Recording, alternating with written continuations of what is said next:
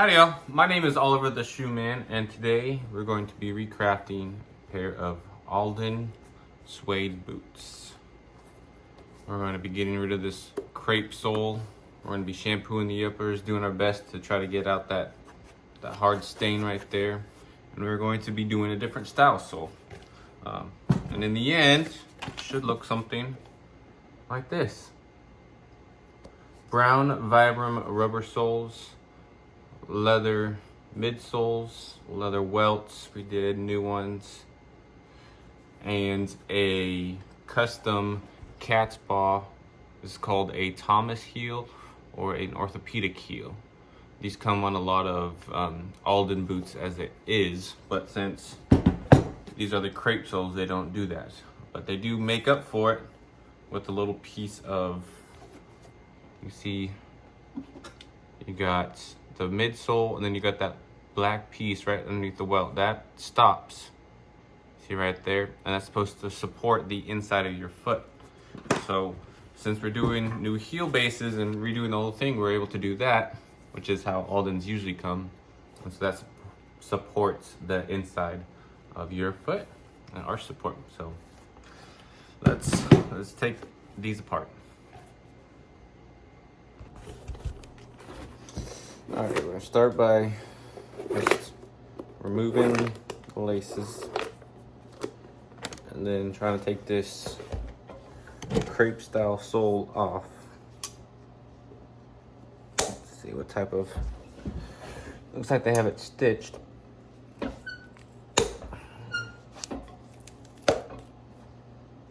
that stitch.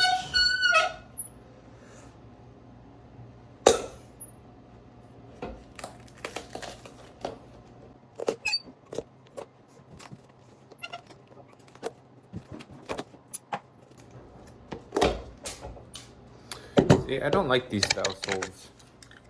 They're a pain in the butt to remove, and they get super dirty, and I just don't like the way they look on boots.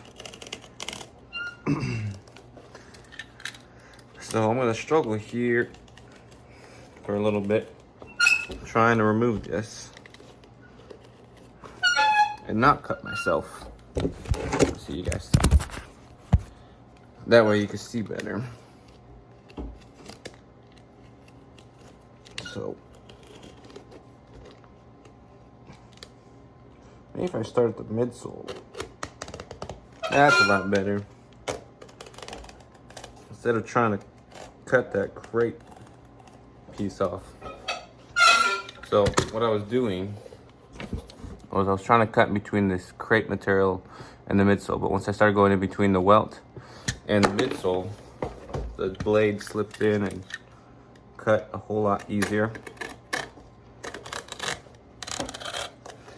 And since we're replacing the welt, I don't have to worry about cutting the welt. Go. Just like that. You don't have to struggle. And this is that piece I was telling you about that supports the inside of the arch area. We don't have to worry. We don't have to use that anymore. So take that off.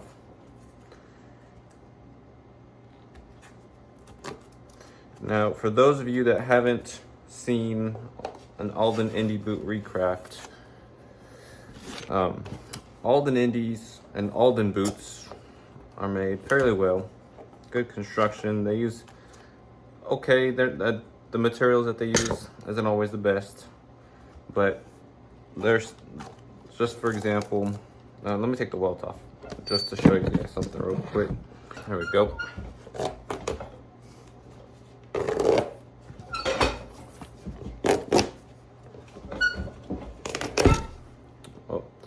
And that is why we are replacing the welts. It is just dried, and we're not going to be able to re-stitch the midsoles on as good as we can if we did new welts, because the holes that are already in the welt, you're supposed to, when you're reusing the welt, you're supposed to remove all of those threads, right? Like that. And then you have to try your best to stitch in each and every single hole, which you can see. So there's some tight ones, loose ones. There's so many different variations in the welt. And the stitching isn't all like uniform. There's some that go super close to the edge, some that go super far in. So while we can reuse it, well, that one we couldn't reuse because it was too dry. If you want a prettier stitch when recrafting, it's always best to go with new welts. So removing the welt thread, the stitch that held the welt on. Alright, and so we're going to, right here is a piece of canvas. And that bridges the gap between the two sides.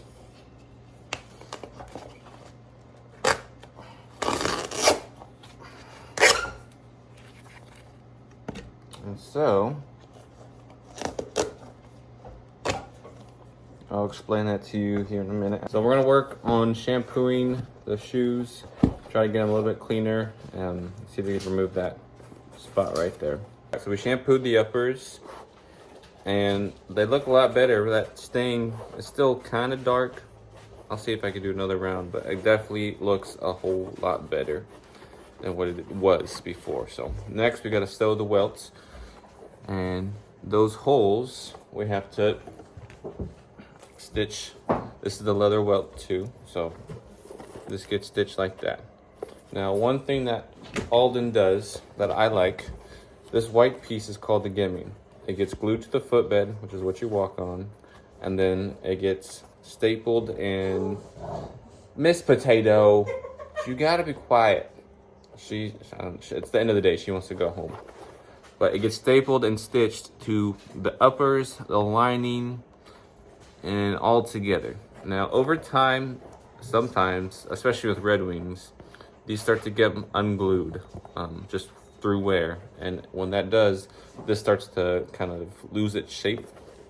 So what Alden does is they take a piece of canvas and they glue it in there before they stitch the welts, and so it kind of bridges the gap between here and here all the way around. So even if this comes unglued, this piece of canvas is holding it together. So we're going to do the same thing. I cut a new piece. This is a lining from an old bag that I salvaged, nice and strong. So we're gonna get some glue into here to glue the new piece of canvas inside. And then we'll be ready for the welts. Got our fabric in there, bridging the two pieces together. And then we're just stitching this welt on all the way around, making sure we follow all of those holes. That way you don't poke new holes and ruin the uppers, because then you kind of cheese grate it. You put too much holes and the leather starts to fall apart, and you don't want that to happen. So we just line up the welt with the hole. Let me see if I can show you guys. I've done a couple other videos where we're stitching welts on, but we'll show you again. So our next hole is right there. So these welts have this little groove on it. So you stick your needle into the groove, line it up with that hole, go through the uppers, the gimming, and the lining, the gimming, and it comes out the other side. Then you have this, the inside string is what we'll call it. We will hook it and pull it back through, because you can see there's a hook at the end of this.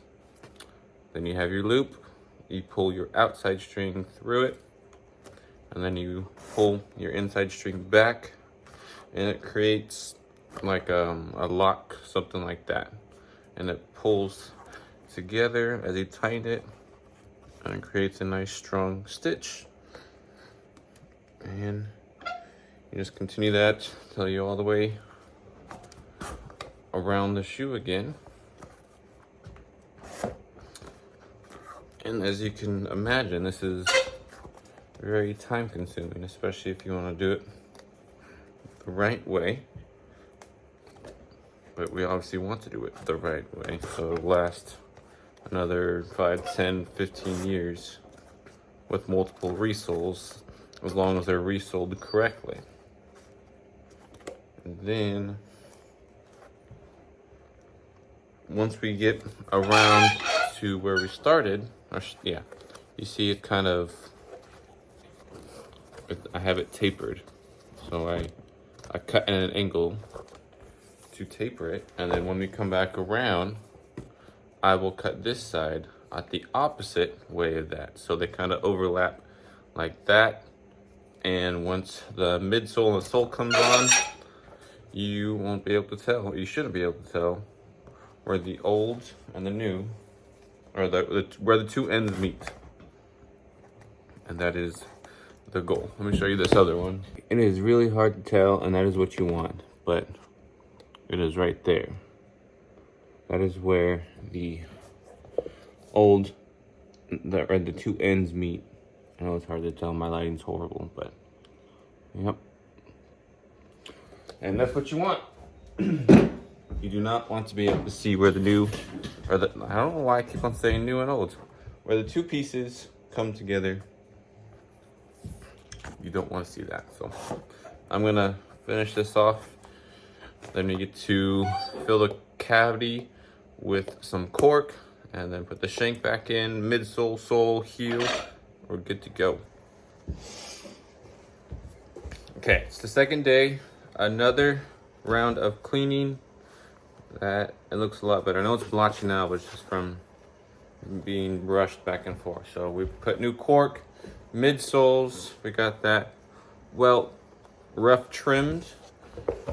Now, just to where you guys can see it, we're going to be putting the soles on. Now these are Vibram 700 soles. Alden also uses these soles, but they put them upside down and have the cork facing up.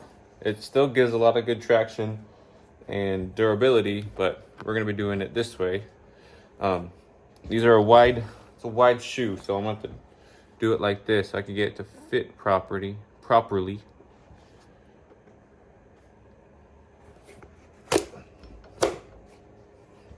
It's this back portion that is the issue. I gotta get it. Nope.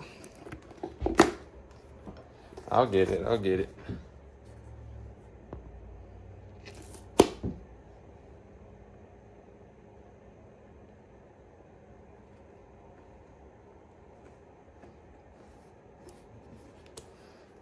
You can see it's kind of hanging over the welt, but once we do the final trim, it'll be nice and even. Then just hammer it out.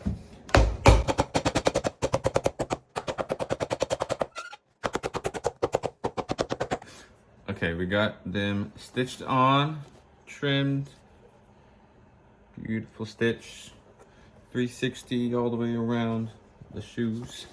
Now it's time to do the heels. So I'm going to show you guys what I'm going to do before I do it, because they don't make these cat's paw combination heels, so I have to make my own. So what I'm going to do, we take 2 pieces of leather as a leather heel base. We're going to stick that on there, glue these together, trim that up, that side. Remember, this piece that's sticking forward is going on the inside of the shoe, as to give arch support, right, to your arch right here.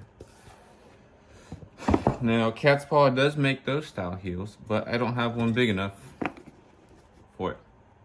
And they don't make these anymore, so it's not like I could order bigger ones. So we take this Cat's Paw heel, which fits, right? Well, kind of, for the most part. It's a little small, but it's super thick. So what we're going to do is thin this out by sanding the bottom to about that thickness. Then we're going to take, let's see, we're gonna mark it out like that. This is a scrap piece of leather that I did for this other one. So we'll mark it out just enough, just like the other one, so you can see the cat's paw.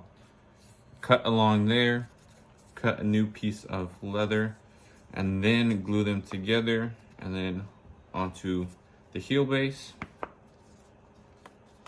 like so. I hope this makes sense. It'll make sense once I do it, but like so, and then we will level it out from the bottom, stick it on, and we're good to go. So I'll take care of that right now. So we got our heel blocks, and we got our top lifts, is what they're called. And so we're going to just line them up, give a little bit of room in the front for adjustment. That's what it's gonna look like, and just hammer them together.